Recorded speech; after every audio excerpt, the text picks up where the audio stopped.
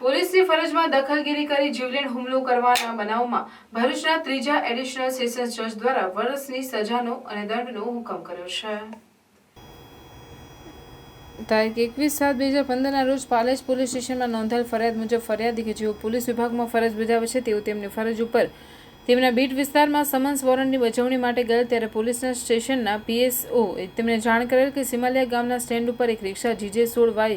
6224નો ચાલક યાસીન ઇબ્રાહીમ મતાદાર ઉર્ફે ઇપલીનાનો એક ઈસમના માથા ઉપર 2-3 સપાટા મારી દીધેલ અને તે ઈસમ વિરુદ્ધ પાલેજ પોલીસ સ્ટેશનમાં ગુનો દાખલ થયો છે। તે ઈસમ રિક્ષા લઈને ટંકારિયા ગામ તરફ ગયેલો છે તેવી વર્દીના આધારે પોલીસે પ્રવીણભાઈ રામજીભાઈ ગુપ્તા અને તેમની સાથેના પોલીસ કોન્સ્ટેબલ અરવિંદભાઈની મોટરસાયકલ લઈને ટંકારિયા ગામે આવેલ અને ત્યાંથી મળેલ હકીકત મુજબ રિક્ષા ચાલક પારખે જવાના રોડ ઉપર હોય ત્યાં જઈ ફરિયાદીએ રિક્ષા ચાલકને કહેલ કે તેની વિરુદ્ધ પાલેજ પોલીસ સ્ટેશનમાં ગુનો દાખલ થયો છે। તેઓ કહેતા તે એકદમ ઉશ્કેરાઈ જઈ ગાળો બોલવા લાગેલ અને સમજાવવાની કોશિશ કરતા તેણે રિક્ષામાંથી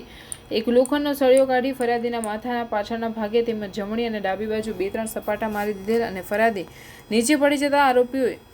જમણા હાથ ઉપર તથા જમણા પગની ઘૂંટણ નીચે 2 સપાટી મારી દીધેલ અને ફરિયાદીની સાથેના પોલીસવાળા તેમને છોડાવવા જતા તેમને પણ 2-3 સપાટા માર્યા। તે દરમિયાન આરોપી રિક્ષા લઈ ભાગી ગયેલ અને આ બાબતે પાલેજ પોલીસ સ્ટેશનમાં એપીકો કલમ 307, 323, 333 અને જીપી એક્ટ કલમ 135 મુજબ ગુનો નોંધાયેલ। ગુનાના કામે આરોપીની ધરપકડ થયા બાદ કેસ કોર્ટમાં ચાલેલ। આ ગુનાનો આરોપી જનૂની સ્વભાવનો અને માથાભારે હોય તેની સામે અગાઉ પણ એક ઇસમે મારવાનો અને હુમલો કરવાનો ગુનો નોંધાવ્યો હતો। તેવા સંજોગોમાં તેની તપાસમાં ગયેલા પાલેજ પોલીસ સ્ટેશનના પ્રવીણભાઈ રામજીભાઈ ગુપ્તાને ફરજમાં રૂકાવટ કરી ઉશ્કેરાઈ જઈને લોખંડના પાઇપથી હુમલો કરેલો